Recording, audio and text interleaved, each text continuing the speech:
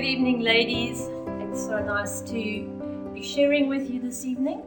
This week we've been speaking about our spiritual closet, and we are called to be intentional in our dressing process. We need to think about what we are putting on, and also certain items that maybe need to be removed. As God's children, we are to clothe ourselves in many virtues of God's holy chosen people: tender mercies, kindness, humbleness of mind, and patient endurance. And in this verse today, we read these important instructions in Colossians 3, verse 13. Bearing with one another and forgiving each other, whoever has a complaint against anyone, just as the Lord forgave you, so also should you. The Living Translation says, be gentle, ready to forgive. Never hold grudges. Remember, the Lord forgave you, so you must forgive others. Our forbearance and forgiveness should reflect God's forbearance and forgiveness towards us, which is full, free, and forever. I don't believe that this ability to forgive is easy. We are tested in this area constantly. We deal with conflict because we are interacting with imperfect humans, just as we ourselves are imperfect. It's not natural to overlook hurt and to not take offense. But Paul doesn't tell us to justify our unforgiveness. He commands us to forgive. We cannot do this in our own strength, but only as we walk in the Spirit and we ask for His help and His strength. As I was walking through a clothing shop the other day, I was looking at the items on the racks and I was thinking, if we have to put on forgiveness, what item of clothing would this be? And the thought popped into my head and I almost rebuked it. The item of clothing is panties. Yes, you heard me right. I wasn't even in the underwear section, but there was no mistaking the voice in my head. And so I thought about it. Most of us would agree that this is an essential layer, but one that no one else can see, just like choosing to forgive. We sometimes hold grudges and unforgiveness towards others. We hide the fact that we can't tolerate certain people. We think we can hide this under other layers.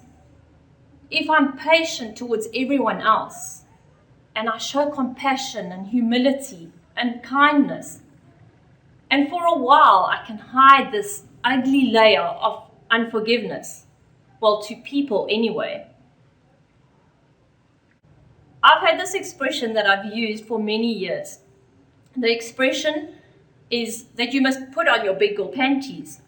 When my girls especially have to face something that's difficult or challenging, something that's awkward or uncomfortable, but they simply have to face this, I'll say to them, just get up and put on your big girl panties.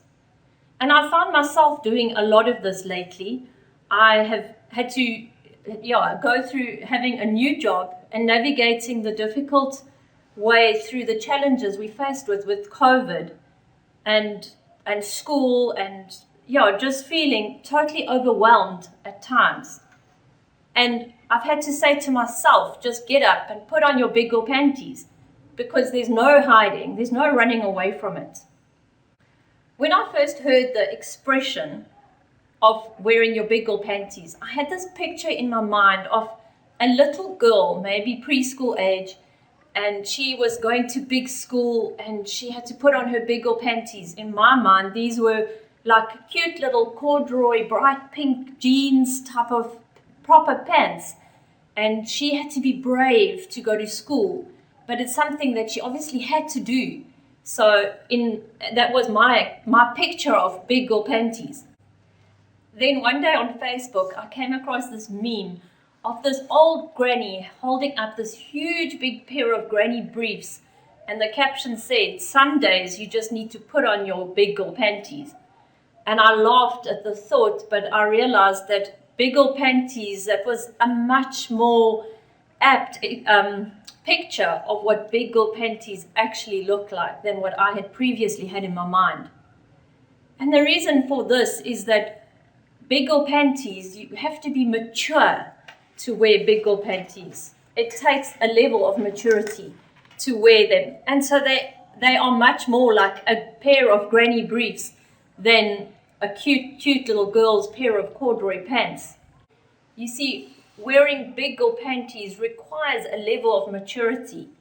Granny panties, or even those ugly tight ones that pull everything in, that they're not comfortable to wear. But apparently they are quite effective. You see, forgiveness is like putting on these granny panties, these big girl panties. It's not always comfortable, and to bear with each other is not comfortable. But the thing is, when we forgive, when the deepest layer, when the first layer is right, the other layers look so much better and so much more beautiful and so much more authentic. We're not trying to hide something, but what's the deepest layer comes out in the end, in love, in kindness, in mercy, in compassion, and all those things that are much easier to see. So it doesn't matter if we are little girls or older, wiser women. It doesn't matter if our big girl panties are cool little corduroy pants or big granny briefs.